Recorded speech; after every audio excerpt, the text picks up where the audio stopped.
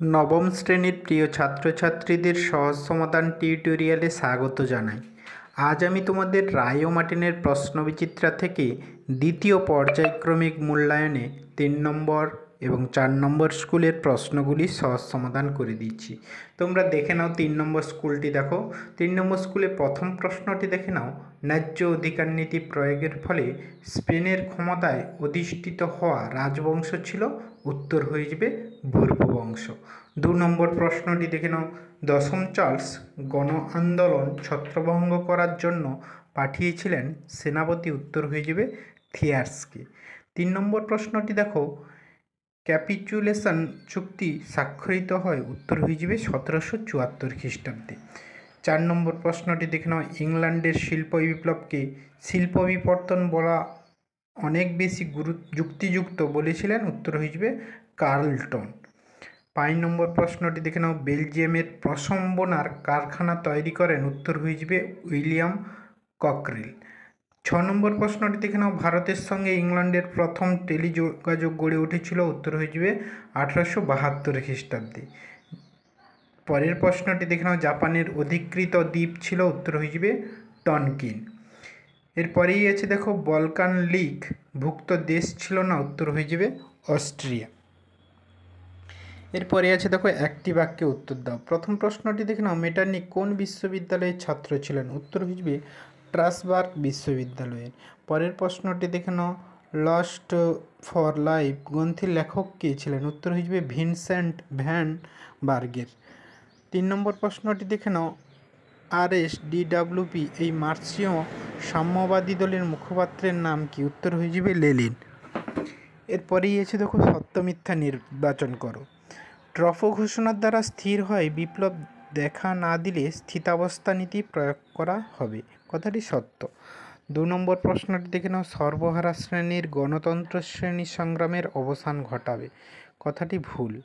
3 নম্বর প্রশ্নটি দেখে নাও, বলকান সমস্যার নেপথ্যে নায়ক দেশ ছিল জার্মানি, কথাটি ভুল। এরপরেই আছে দেখো বিবৃতি। প্রথম বিবৃতিটি দেখে নাও, উত্তর হয়ে যাবে ব্যাখ্যা 3, এই যুদ্ধ ছিল জার্মানির ঐক্য আন্দোলনের চরম পর্যায়।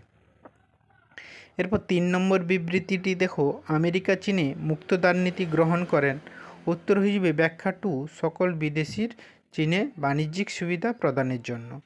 3 নম্বর বিবৃতিটি দেখে নাও, অক্টোবর ইস্তাহার ঘোষণা করেন রাশিয়ার সম্রাট, উত্তর হয়ে যাবে ডুমা গঠনের কথা ঘোষণা করার জন্য।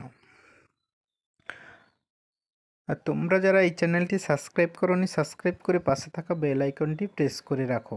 এরপরেই তোমরা 3-এর দাগের প্রশ্নগুলি দেখে নাও, এখানে পেজ নাম্বার দেওয়া আছে, নাহলে আমি পার্ট 2 ভিডিও দিয়ে দেবো, তোমরা ওখান থেকে দেখে নেবে।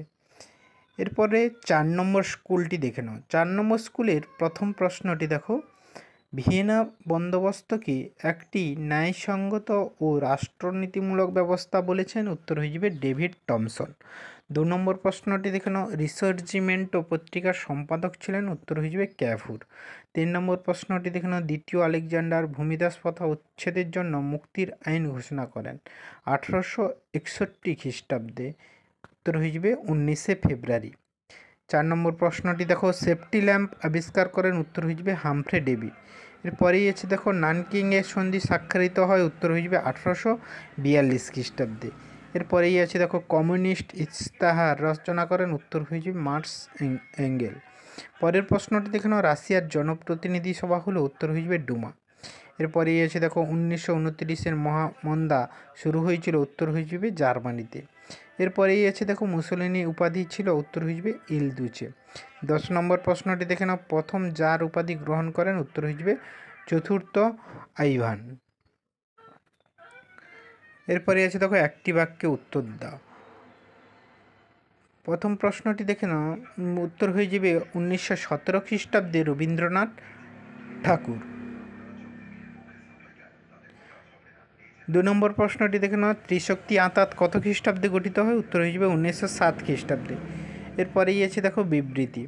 প্রথম বিবৃতিটি দেখে নাও, ভারতে ব্রিটিশ সাম্রাজ্যের রত্ন বলা হতো, উত্তর হয়ে যাবে ব্যাখ্যা 3, ভারতে ব্রিটিশ বাণিজ্যিক স্বার্থ সুরক্ষিত ছিল। 3 নম্বর প্রশ্নটি দেখে নাও, কাল্পনিক সমাজতন্ত্রীরা মনে করতেন যে সকলের সম্পত্তির ওপর মালিকানা থাকা উচিত। উত্তর হয়ে যাবে ব্যাখ্যা 2, তারা ছিলেন সমাজতন্ত্রের সমর্থক।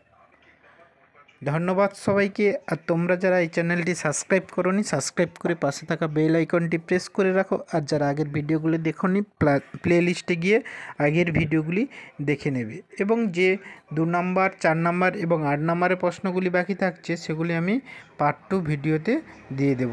ধন্যবাদ।